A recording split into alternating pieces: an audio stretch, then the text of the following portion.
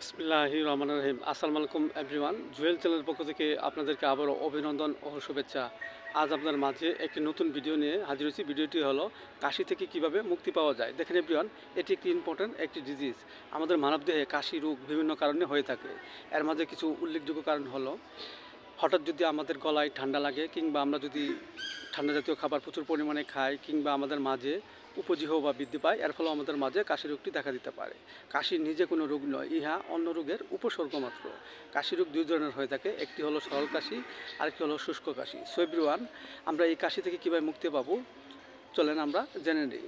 So everyone, আমাদের মাঝে যদি ঠান্ডা লাগে এবং গলা সুরসুর করে এবং কুটকুট করে এবং প্রচুর কাশি আসে, কাশটা কাছে অস্থিরতা ভাব থাকে, এক্ষেত্রে আমরা যে ওষুধটি সেবন করতে পারি সেটা হলো একুনাইট 30। আমরা 2 ফোঁটা করে সকাল বিকাল 2 বার সেবন করতে পারি। এছাড়া যদি আমাদের মাঝে ঠান্ডা লাগে এবং প্রচুর কাশি আসে, কাশির সাথে গয়া ওঠে, কাশটা কাছে শরীর দুর্বল অনুভূতি হয়, এক্ষেত্রে আমরা যে ওষুধটি সেবন করবো সেটা হলো কেলো হাইড্রো 30। আমরা 2 ফোঁটা করে সকাল বিকাল 2 বার সেবন করতে পারি।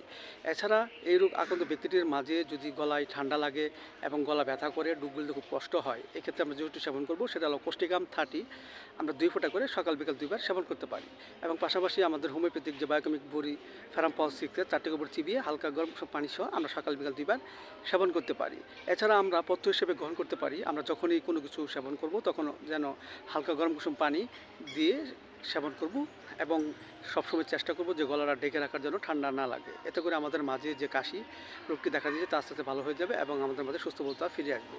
সো এভরিওয়ান, ভিডিওটি ভালো লাগলে অবশ্যই আপনারা লাইক দিবেন, সাবস্ক্রাইব করবেন, পাশে থাকবেন। Thank you so much.